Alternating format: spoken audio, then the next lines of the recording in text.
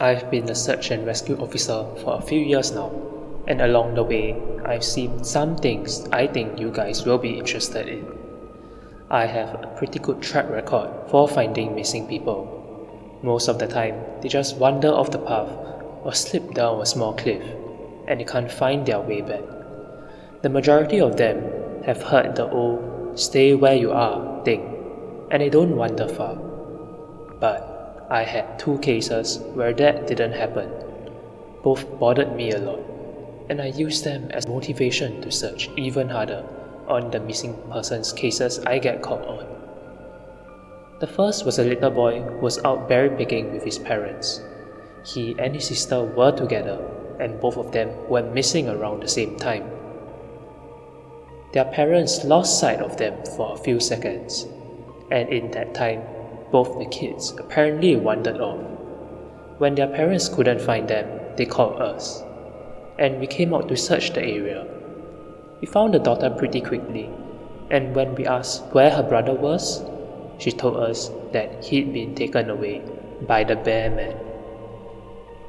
She said he gave her berries and told her to stay quiet, that he wanted to play with her brother for a while. The last she saw of her brother, he was riding on the shoulders of the bear man and seemed calm. Of course, our first thought was abduction, but we never found a trace of another human being in that area. The little girl was also insistent that he wasn't a normal man, but he was tall and covered in hair like a bear, and that he had a weird face. We searched the area for weeks. It was one of the longest calls I've ever been on, but we never found a single trace of that child. The other was a young woman who was out hiking with her mother and grandpa. According to the mother, her daughter had climbed the tree to get a better view of the forest, and she'd never come back down. They waited at the base of the tree for hours, calling her name, before they called for help. Again, we searched everywhere, and we never found a trace of her. I have no idea where she could possibly have gone, because neither her mother or grandpa saw her coming down. A few times, I've been out on my own searching with a canine, and they've led me straight up cliffs. Not hills, not even rock faces. Straight, sheer cliffs with no possible handholds. It's always baffling, and in those cases, we usually find the person on the other side of the cliff, or miles away from where the canine had led us. I'm sure there's an explanation, but it's sort of strange. One particular sad case involved the recovery of a body. A 9-year-old girl fell down an embankment and got impaled on a dead tree at the base. It was a complete freak accident, but I'll never forget the sound her mother made when we told her what happened. She saw the body bag being loaded into the ambulance, and she let out the most haunting, heartbroken wail I've ever heard. It was like her whole life was crashing down around her, and a part of her had died with her daughter. I heard from another search and rescue agent that she had killed herself a few weeks after it happened. She could no longer live with the loss of her daughter. I was teamed up with another search and rescue officer because we'd received reports of bears in the area.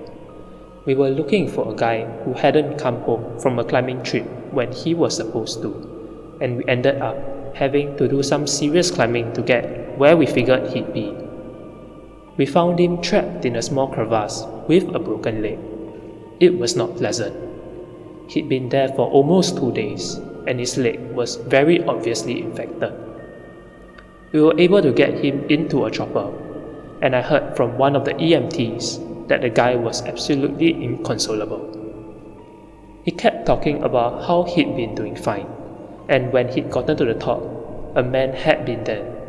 He said the guy had no climbing equipment, and he was wearing a parka and ski pants. He walked up to the guy, and when the guy turned around, he said he had no face. It was just blank. He freaked out and ended up trying to get off the mountain too fast, which is why he'd fallen. He said he could hear the guy all night, climbing down the mountain and letting out these horrible muffled screams. That story bothered the hell out of me. I'm glad I wasn't there to hear it.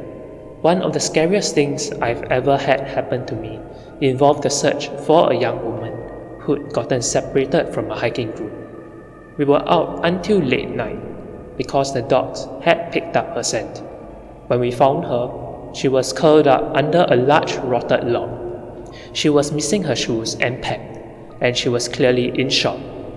She didn't have any injuries, and we were able to get her to walk with us back to base ops. Along the way, she kept looking behind us and asking us why. That big man with black eyes was following us. We couldn't see anyone, so we just wrote it off as some weird symptom of shock. But the closer we got to base, the more agitated this woman got. She kept asking me to tell him to stop making faces at her. At one point, she stopped and turned around and started yelling into the forest, saying that she wanted him to leave her alone. She wasn't going to go with him, she said, and she wouldn't give us to him.